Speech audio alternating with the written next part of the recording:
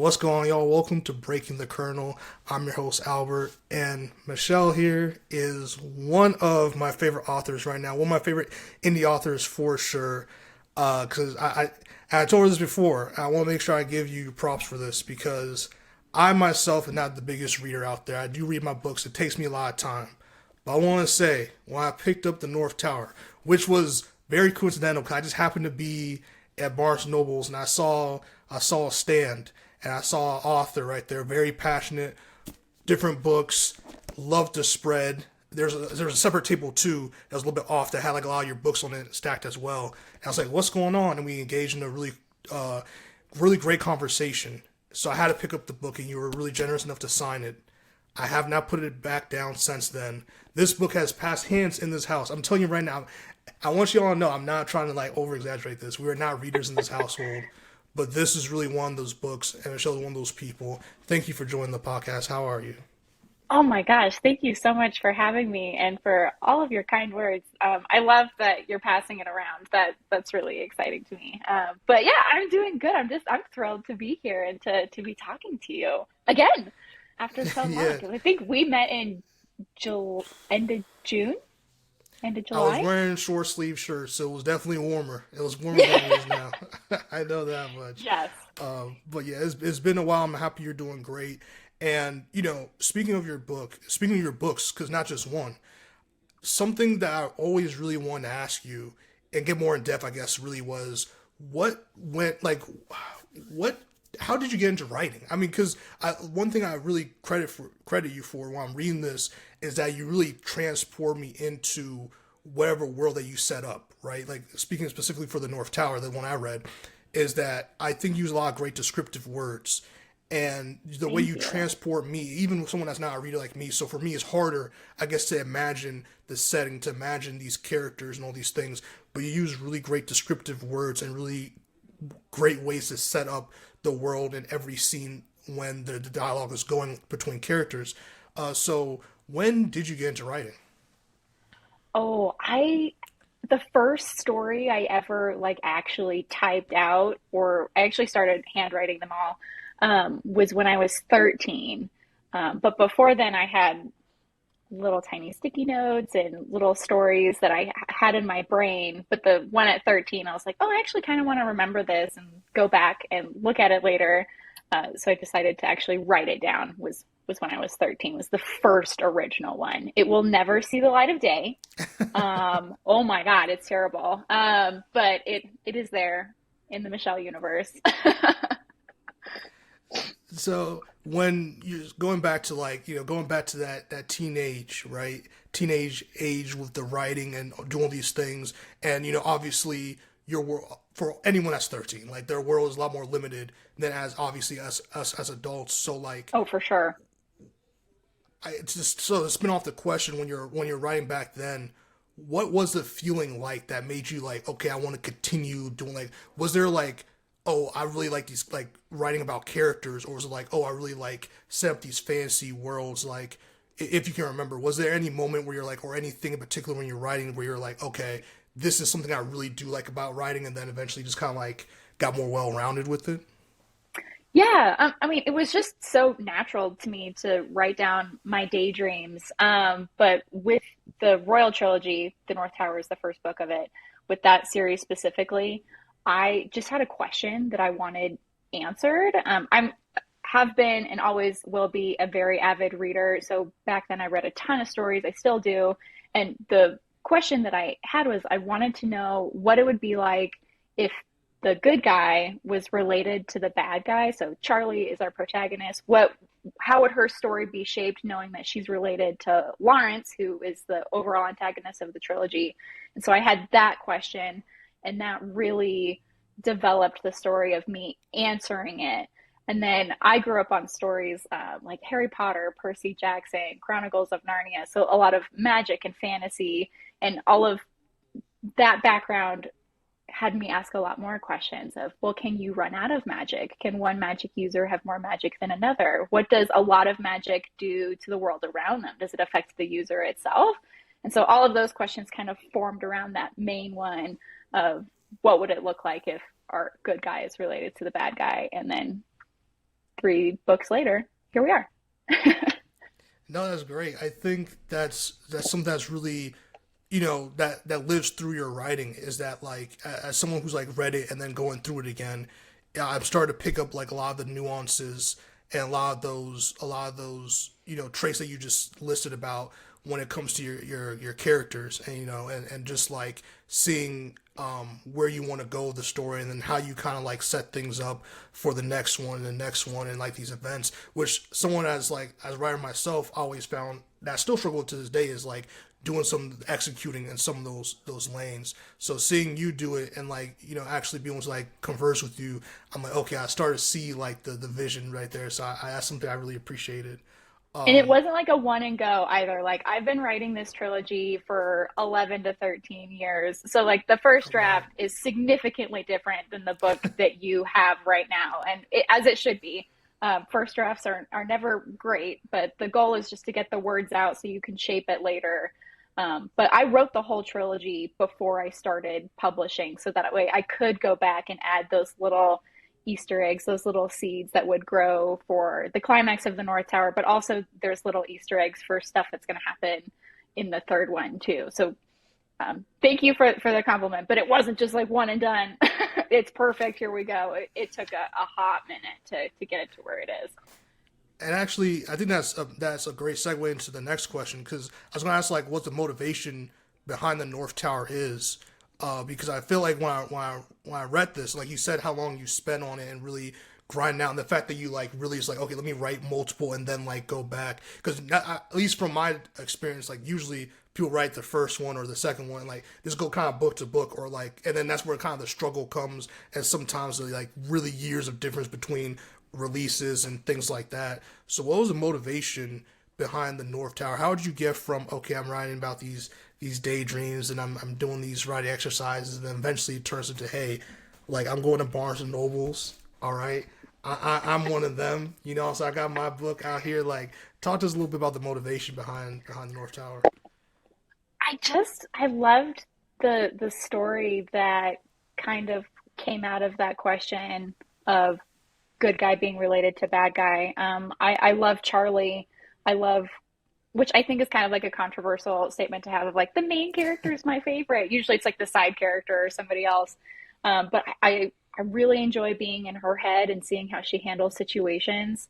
And then to see her interact with other characters, and Michael Kale, who you meet in the first book, is also one of my babies, one of my darlings. And so I just loved their world and how they interacted with each other.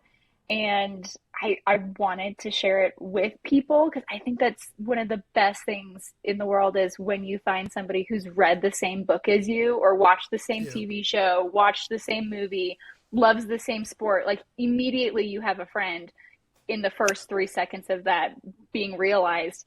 And so I wanted to have those conversations with readers about something that I created. And I was very lucky to have some friends who were very persistent in asking for me to read old manuscripts, and bless them for having read such terrible writing multiple times.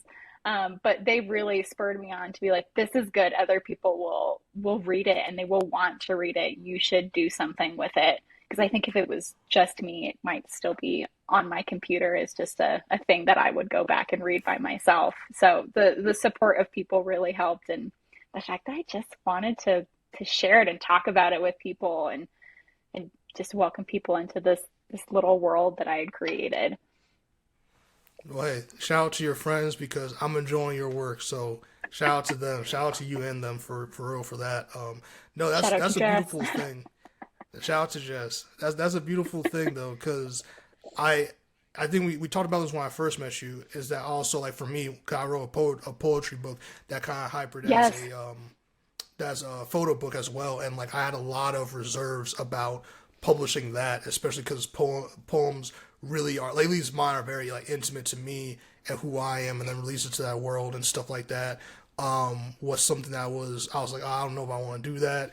But then you kind of get those, like you said, we're blessed with good circles around us that kind of like help push those ideas through. So it's not just a doc in the computer that's just like, oh, what if I released this? What would happen? Stuff like that. You actually took took these ideas into action, and then now you're here, and a lot of your fans, I'm sure, are very grateful for that, because I feel like I just like hearing what I like, the positive reviews I've seen on this, and how what I think about it as well. Like I really feel like you did something great with this one, so that's something I really appreciated. And another thing I really appreciated Thank is the you. characters. The characters are amazing, and I Thank feel you. like I to love them. me they feel, yeah, they feel fleshed out. They feel fleshed out. I don't feel like, at least for, and I feel like this is subjective, but what I'm about to say is that, like, I feel like sometimes, everyone, sometimes, like, characters can be a little slow to get into the introduction phase and Mm, for us to get to know them, and that's by design of like how the story is. So that's not necessarily like a bad thing, is what I was trying to say. right. But I feel like for your story, I just really locked into these characters. When I meet them, I feel like I met them, and really like I really just like the process of like these characters, and what they go through and how they interact with one another. So I was curious, like, what is your process when it comes to developing characters? It's honestly different for each one. I wish it was a set in stone way because that would make my life so much easier. But like Michael, he just kind of popped on the page, fully fleshed out, wearing a leather jacket, was brooding and super angry about something. And I was like, cool, we're not changing a single thing about you. Charlie took kind of some developing and trying to figure out, all right, well, if this happens to you, then that means you react this way in other situations. So I had to kind of develop her after knowing what her backstory was, kind of having to like shape and reshape and like, oh, this actually doesn't make sense anymore, or that's such an old draft version of Charlie. She doesn't say things like that anymore. So she took a lot more developing and coercing to become who she was, whereas some characters just popped on the page and it was like, done. We are moving forward. We are going to, there is nothing I would change about you whatsoever. But I think what I really loved about creating these characters was kind of giving them like their staple piece. So like for Michael, it's his leather jacket. For Charlie, she wears a light blue hoodie. There's a Lawrence, who's our antagonist. He wears a full red suit. So it was just like very stark in my mind of color wise, like who was each person, and then you have like a second layer. So like Charlie loves chocolate covered raisins. That's another layer of who she is. So it's just kind of unfurling all of these layers of each character. Like in book two, you learn what Michael's favorite ice cream is. It's just like each character, like real people, we all have our Yeah. favorite things and things we like to do and things that we absolutely hate. So instilling those into characters is what makes them real. Because nobody's just like, oh, I'm wishy washy and I don't really care. Everyone cares about something. So you have to give characters what they care about and what they don't care about. And that's what's fun is when you give characters something that they hate because it's fun to see how that comes out. No, I think that's great. I feel like that's a really cool way to go about developing your characters, especially the process that you personally took to write these characters and write these books. And I feel like that's something that a lot of people miss in movies. From me going from the movie realm as a director and writer, is like sometimes people make characters a little too flat, and they don't really, Mm, like, they're not realistic. Like you can't like really, like, if no one can, I feel like if no one can identify with any of these characters, maybe even if it's a villain, not saying that like the ideals or ethos is the same, but just like, okay, I can see where this person is coming from, or I can relate to this right. side character or this other character. I feel like then it comes that detachment, and then it kind of ruins the immersiveness of Hmm. whatever the media is, whether it's books or whether it's movies. So seeing or hearing your approach and reading it, and then seeing, like, hearing how you go about it and how you develop these characters makes sense of why, like, okay, I can see myself really liking these characters. I can see myself um not like being super excited to see what's coming next for these characters Yeah. when it comes to the next book. And One of so, the, sorry. oh, no, no, no, go ahead, please, go ahead. One of the coolest things I've heard, I think Tom Hiddleston said it for an interview for Loki in the Marvel Universe, was that the bad guy thinks that they're the protagonist in their own story. And it's so true. Like, I'm the main character of mine, you're the main character of yours. And people sometimes they're the villain in our story, but in their story, we might be the villain or we're just a side character. And so that really got me into thinking each character needs to have their own motivations in each of the scenes. Because no one just like walks into a room and is like, I don't care why I'm here. I'm a prop. Or what's an NPC in like a video game? They're NPC, just there yeah. to further the plot. Like everybody has their own plot going on. So if you have a scene with multiple characters, what is each motivation, what each of theirs motivation for being there, and does it derail the main character's plot, does it further it, like what is everybody's motivations? And that's really cool to explore, sometimes super frustrating because it derails all of the things, but most of the time it's pretty cool to see each person's personality kind of shape the scene and where it's going. You know, that's actually a great way to go about it because I feel like a lot of people don't think of it that way, and it's also really great that that's like a mindset you bring to writing your characters. Because again, I think that just speaks out to how you're able to flesh them out so well and make them feel alive and make them feel like a part of the story, no matter what's going on or who the emphasis or focus might be on in this particular scene or particular confrontation and things like that. And I think that really speaks to like a great mentality to have, like going into it. Because something else I really liked about your writing personally is that when you're writing these graphic moments or you're describing something, you're using a lot of great descriptive words, using a lot of ways to kind of like help paint the image of what I'm reading. Again, especially if someone who's more of like a movie and TV show person, it's hard for me to read something sometimes and be like, okay, I can imagine what's happening. Mm. I can imagine this world. And something I think you did really well is do that. You really help paint the picture. And if you can paint the picture for me, I'm sure you can paint the picture for anybody. So that's a great Well, compliment. thank you. Is how seamless it can be in terms of your writing. I know that takes a lot of practice, and like you said, a lot of rewrites and things like that. But when you're writing these descriptive moments in your book, how do you go about envisioning this scene in order to translate it for people like myself to be able to see what you're trying to convey to us? I love what you said about experience, and I think that has a lot to do with it.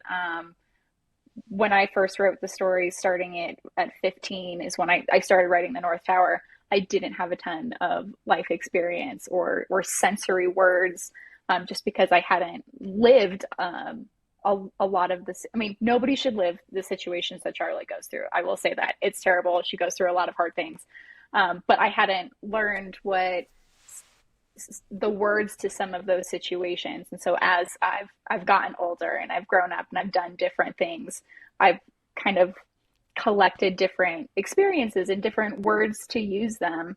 I think what really helps with that is reading different books and seeing how people describe other things. Because it, not to like copy it exactly word for word, but I remember reading a book where it's The Raven Cycle by Maggie Stiefvater. She is a beautiful author who just her characters are so vivid and her storylines are so beautifully unique. But I remember in one of the books, I can't even remember what it was, but she described something. And I was like, we can describe things like that? Like that's allowed? Yeah. But like there's no real rules with writing. I mean, obviously punctuation and grammar, but describe things how you see them and then kind of get creative and on what words you use to make it sharper or to bring it more into focus to what's in my head to get it out. Um, Also, I've watched a lot of movies. I'm a huge TV watcher.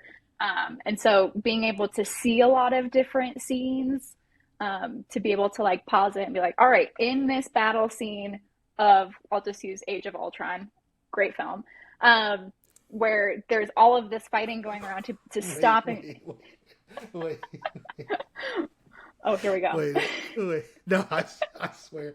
Wait, we're talking about Avengers: Age of Ultron, right? Oh yeah, yeah. I'm an MCU girl. Hmm. As you should be. I'm just surprised Age of. Thank Okay, you. go ahead. Oh Continue. no, it's probably top five favorite Marvel films for me, and I think that might Really? be a controversy. Yeah, are you It kidding me? is. It is a Wanda controversy.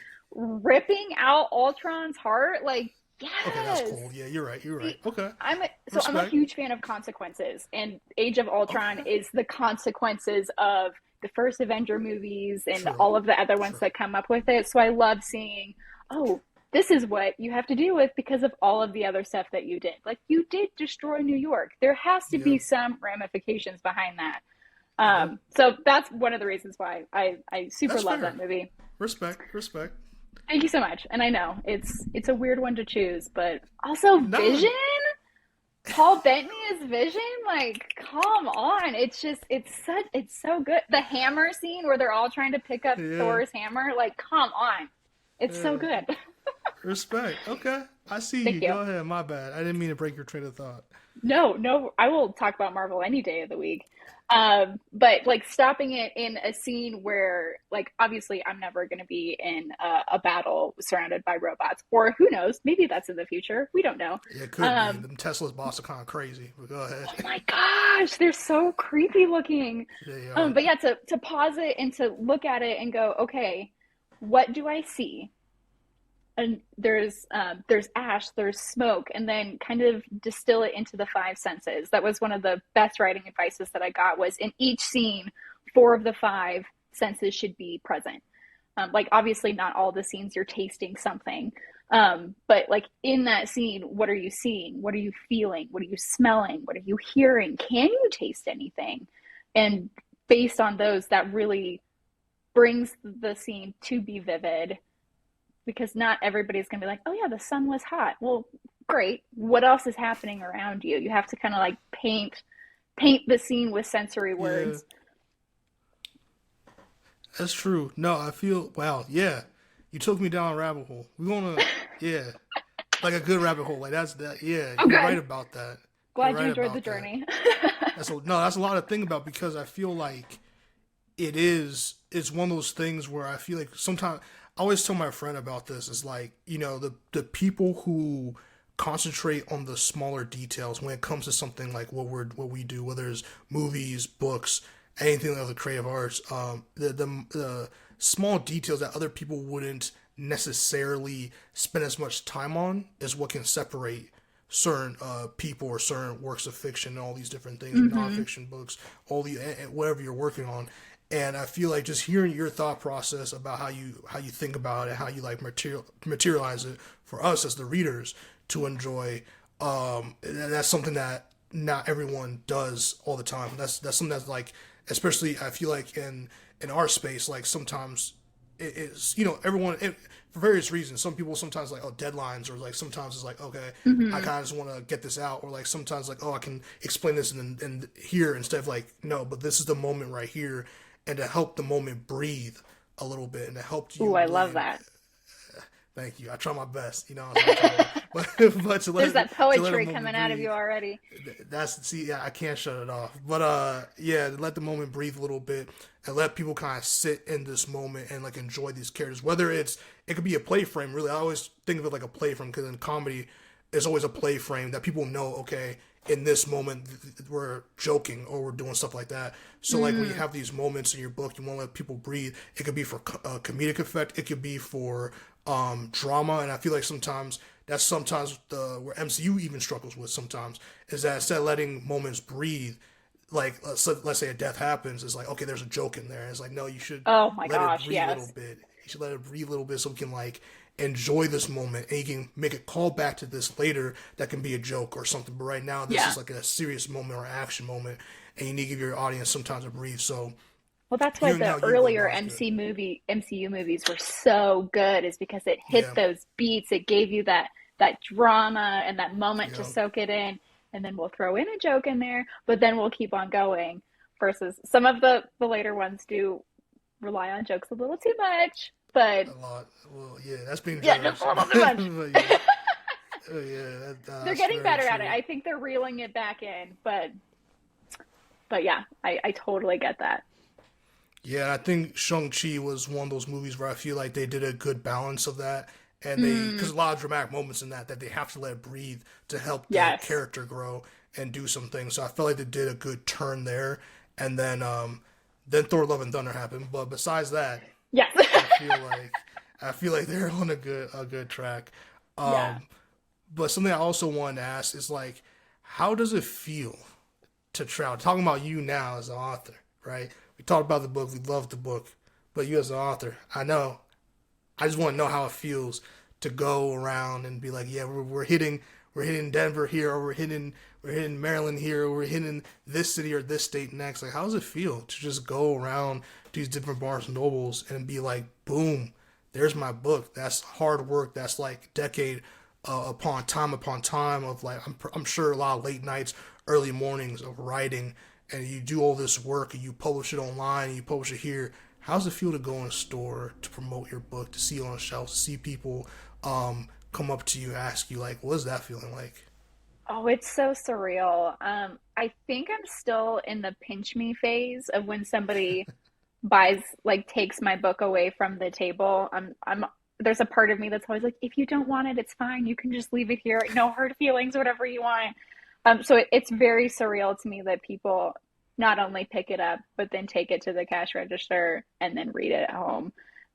It's so surreal. Um, because it's been just mine for so long, to Yeah, then see it as somebody else's is just so crazy. Because like you, I've had like a thought of, oh, this is how it will be, and it's 1,000 times better in reality than it ever was in the back of my mind.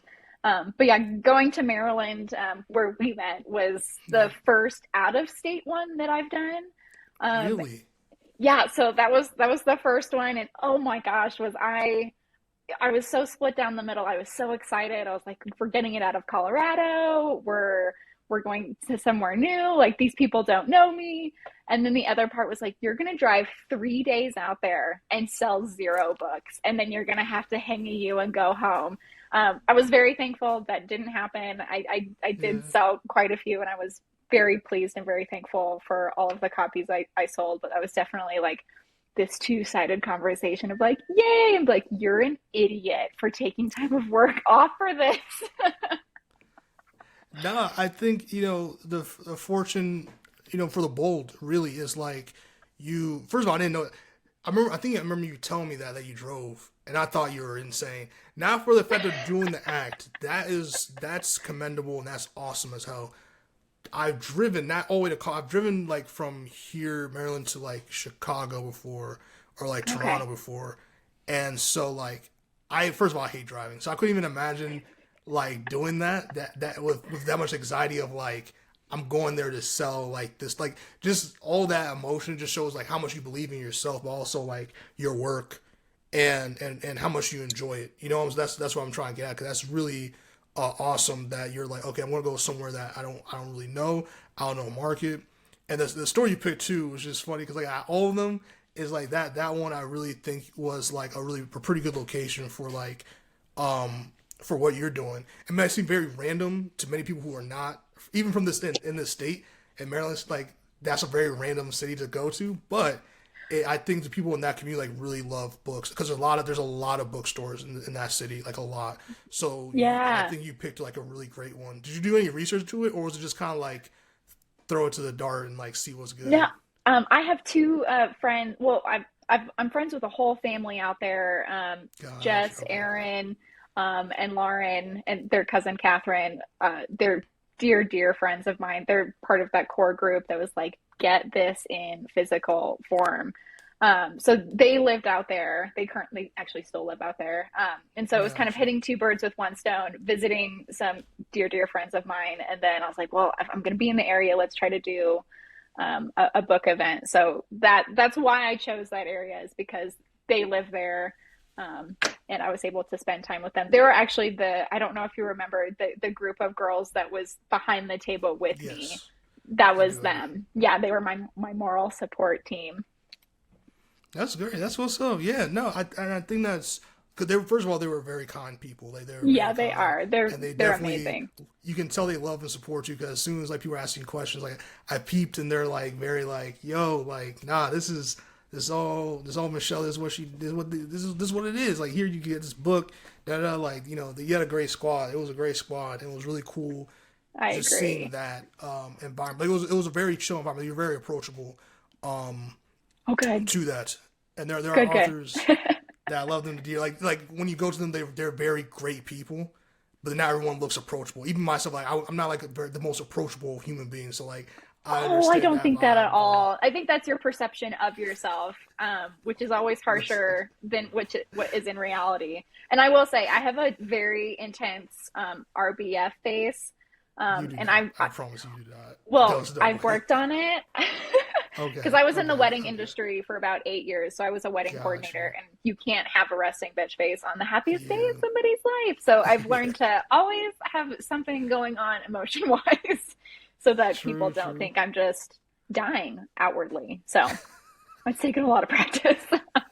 No, I feel you. I practice myself, so I can definitely appreciate and relate to that. Um, but I was gonna also ask, like, are there any particular writers or books or the forms of like art that have influenced your personal writing style? 'Cause I know you started when you were 13, so and you just taken off since, and you know writing as many books as you have, and really, and this is not like this is not, and these because my book's a lot small. This is not like a small book. This is some writing people. Like this is, Yeah, I yo, can't I'm write locking small in. books. I've tried. Yeah, I can't yeah. write short books. So this is, but this is like a really good side. This is like a proper adult. Like, yeah, I'm an adult now. Like when I bought this, I felt like an adult. I was like, yeah, this is. God, Awesome. I love comic books and stuff like that too. But I was like, nah, this is a proper adult. I went to the cash register. I was like, yeah, I want me one of these right here. Have you So seen the second one? I was that. Did you have it on your table? I did. Oh, where is it? I thought I had it on my desk. It's double the size. Yeah, a little bit Um, a thick one. yeah, she thick. With two C's. Yeah, she. We have a lot more to say in that one. Yeah, that's good though. And I think one thing also I should say too is that it's not just long or thick for like the sake of being like, yo, I just want a page count. Like I can tell you really did like, yo, this each chapter, each scene, each character, like it means something's going towards something is building towards this next thing. Not even necessarily just the next book, but just like a next. Oh, this scene impacted this character a certain way. Yeah.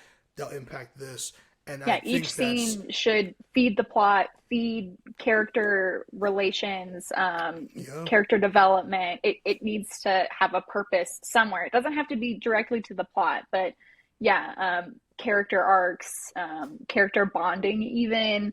It yeah. has to have a purpose. And I tried really hard to make sure that every scene had a purpose. So I'm glad that it came across that way.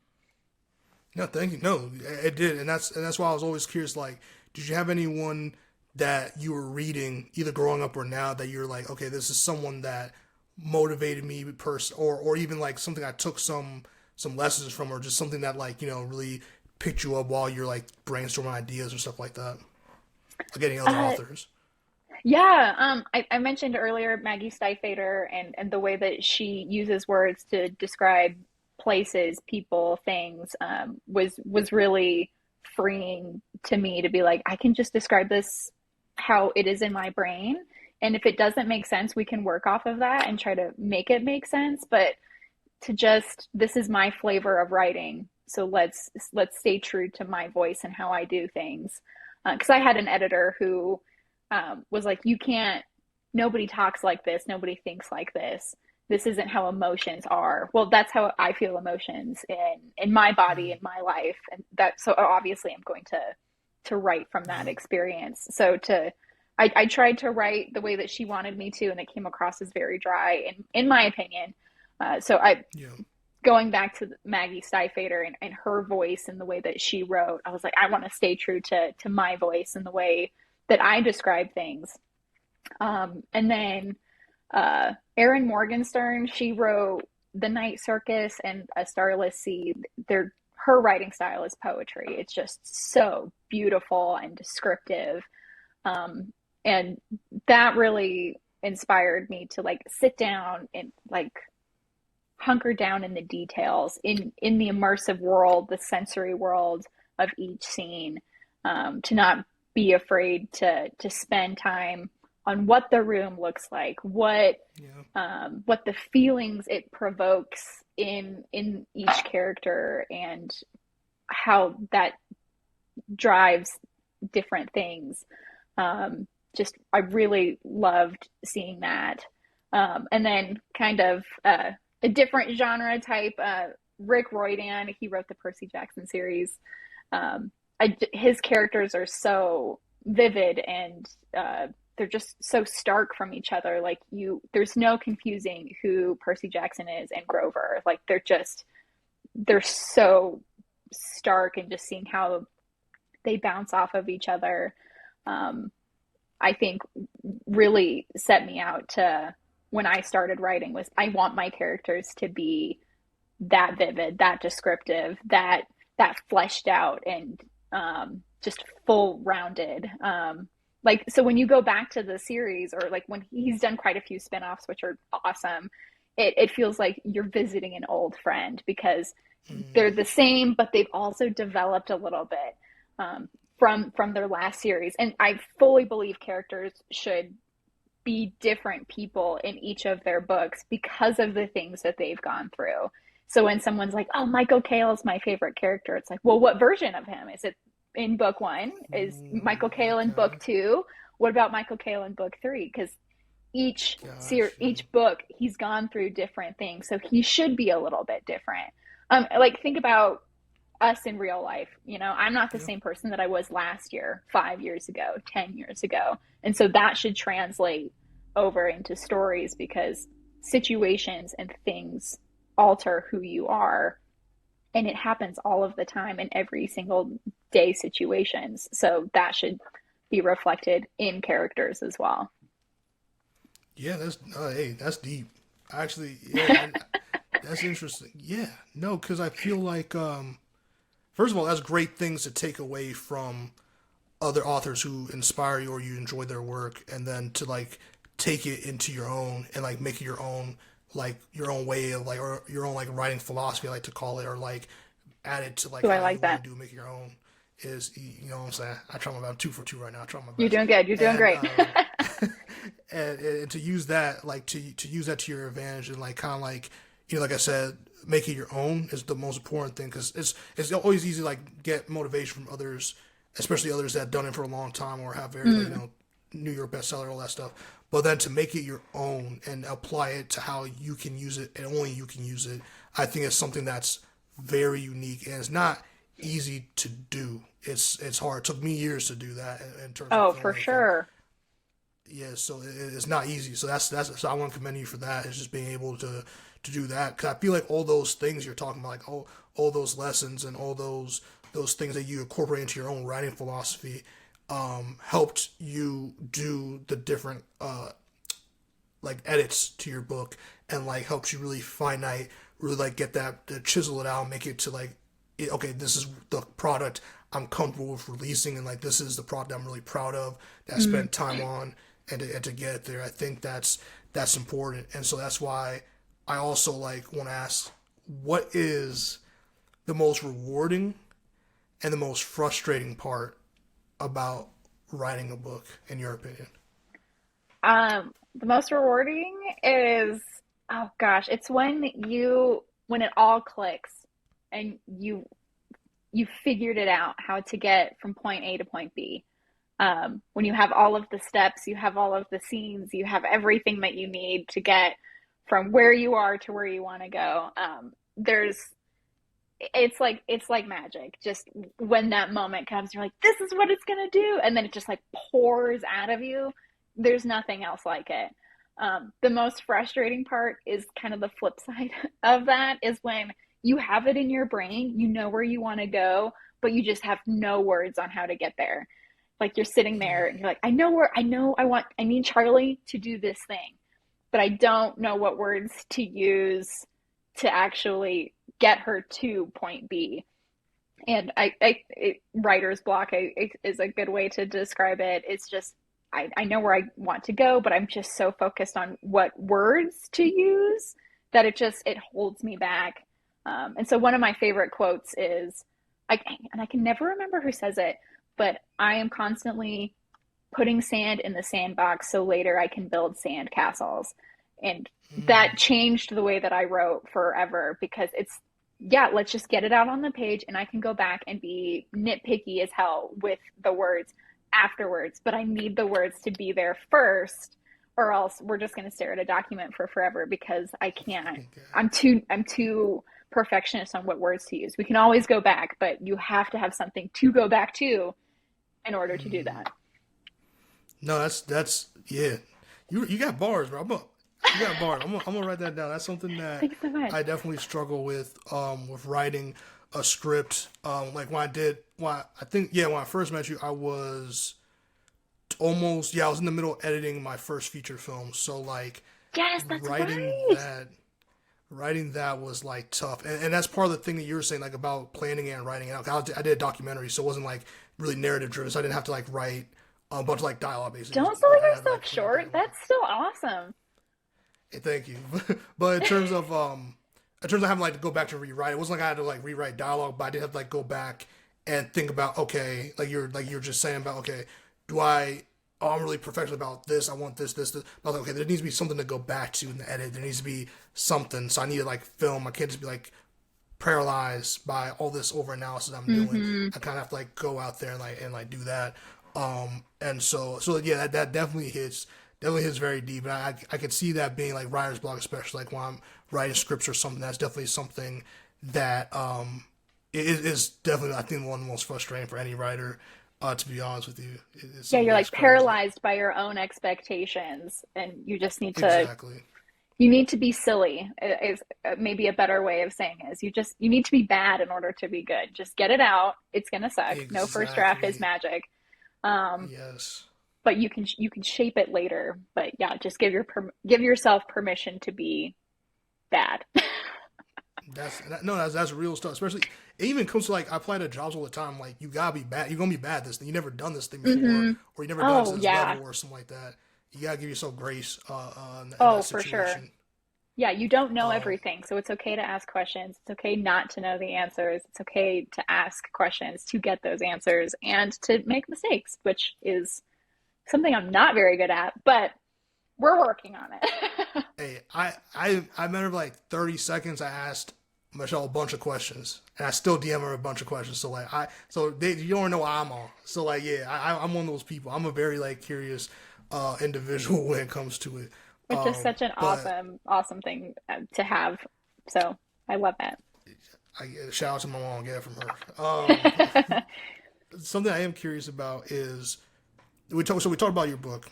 We talked about your motivations. We talked about a lot of we got into Michelle's head a little bit. We're like, okay, we're here. We're seeing the curtain behind all the work that you put in. So something I'm curious about when you're not writing, when you're not trying to figure out the next step, when you're not trying to keep churning away at your book. What are some hobbies that you like to enjoy? What do you do on your downtime when you're not trying to be the epic author that you are? Oh, thank you. I have been and always will be an avid reader. I have a stack of books on my bedside table that continuously grows of books that I want to read. I heard this term the other day. It's a book dragon. It's different than a Oh, book bookworm. dragon.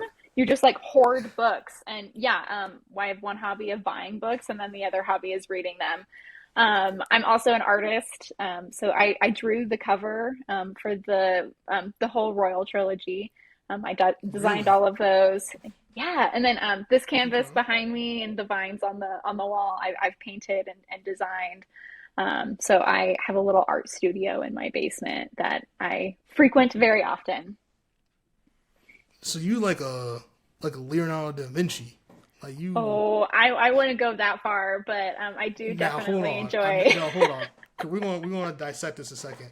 Because now that you mentioned it, I completely now that I forgot. Cause this was like literally yesterday, I think, or the day before. You drew. I think you posted in your story. You drew like a melon. No, not. I said a melon. A lemon. A lemon. It was a lemon, Yeah. I think.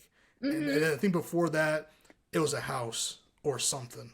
Yeah, my room. So for my parents' 40th wedding anniversary, I Yeah. drew each of the houses that they had lived in throughout their marriage and like put it on a canvas for them. And it was super fun. My parents loved it. And then my roommate wanted to get the same thing for her parents for Christmas. So I drew some of the houses that they lived in across the country. I love doing sketches of houses. They look so charming and very cute. And then the lemon painting, I have 23 tiny, like 6 by 8 canvases in my kitchen of different desserts. I painted them during COVID Gotcha. because what else was I doing? And so I've forever have been wanting to do like a fruit and veg collection. So I started it by painting lemons yesterday, and that was lovely. Yesterday, the day before, I don't know. I don't even know what day it is anymore, but I have recently painted some lemons that turned out fine.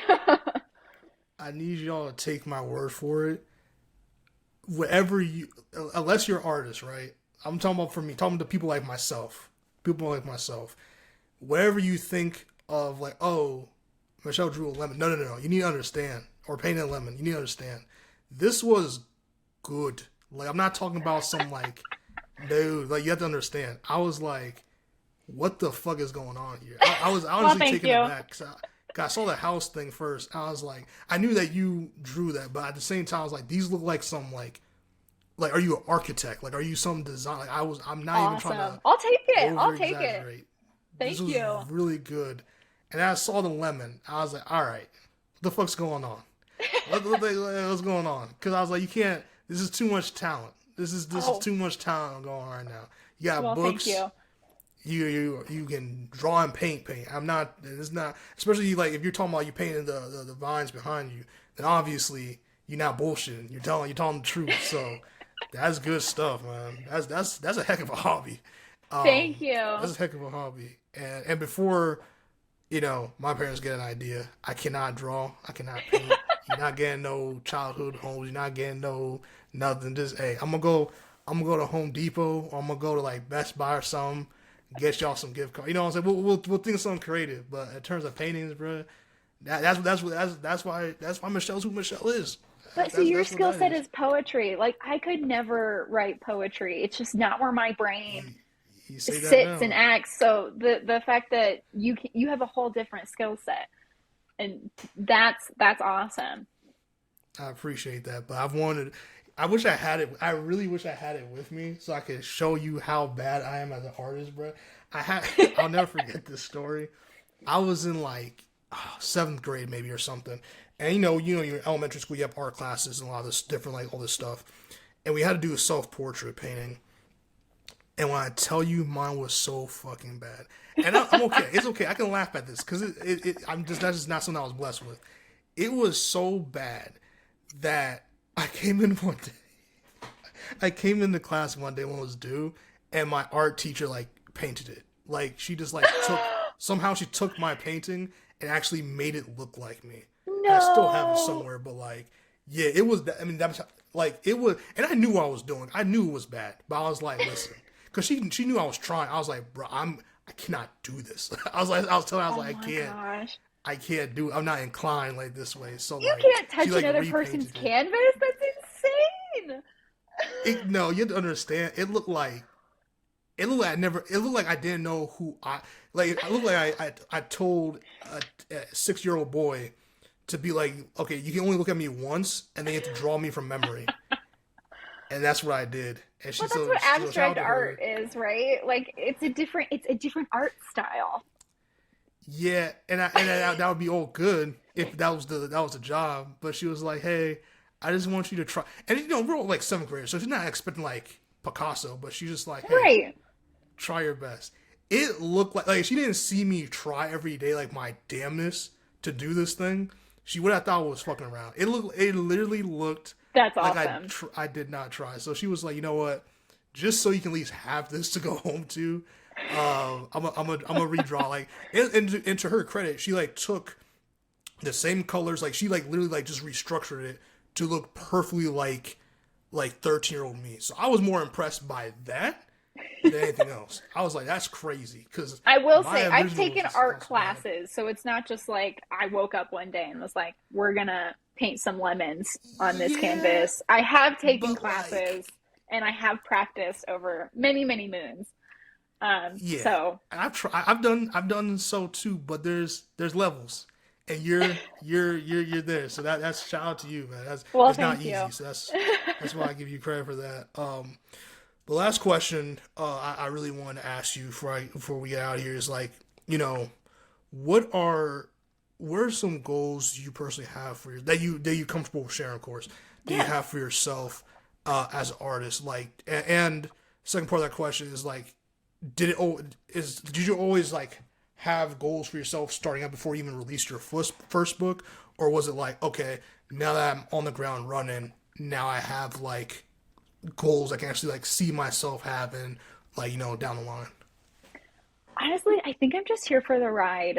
When I I feel that. first published the North Tower, I really didn't have milestones that I wanted to hit or goals, just because I wanted to see organically how it would unfurl. And at least in my personal experience, sometimes when I have goals and it or expectations and it doesn't reach that, I take it super personally and super hard. So I just wanted to enjoy the journey as what it was and to see how it would go, and then just appreciate every single step along the way instead of being like, "Ah, was supposed to have sold X amount of copies this week and I didn't." Um, Instead, I'm just grateful for any order that comes through, or like this past year was the first full year that I've done book events. And so just to be so grateful for each one that came through, and I've learned so much through each one. Like next time I go to Maryland, I'm going to do a couple book events on that side As of you the should. country instead of just driving 3 days doing one and then hanging you at driving 3 days back. That was insane. Yeah, that's different. See, That's learned from different. it. So That's no, I different. I really looked at don't you have. different. I'm not gonna lie to you. When you told me that, I was like, listen, you're great. You're an amazing human being. That right there was different. That shocked me. I It's drove kind of home insane, yeah. But different. Taylor Swift said this, where you have to bet on yourself, Yeah. and that because no one's going to be your biggest cheerleader other than you, and if you are your biggest anchor, you're not going to go super far. So that was me betting on myself by driving 3 days to go to Maryland, and it worked out. As you should. I'm Um, happy you did. No, it did. It did yeah, definitely work out. I'm I'm happy you so did. thankful for the whole experience. It was a total highlight of this year. But yeah, I really don't have too many goals. I mean, I would love to publish 21 books at some point, not like all at once, that'd be crazy, but like to have I 21 was like, books God damn. under my name. Yeah, no, no, no, that's insane. You would never hear from me because I would just be writing Yeah. all the time. Yeah. I was like, Um, you be right. like maybe I'll write more than 21, and I don't have the full 21 of what they would be. I think I have 13 or 15 of them planned.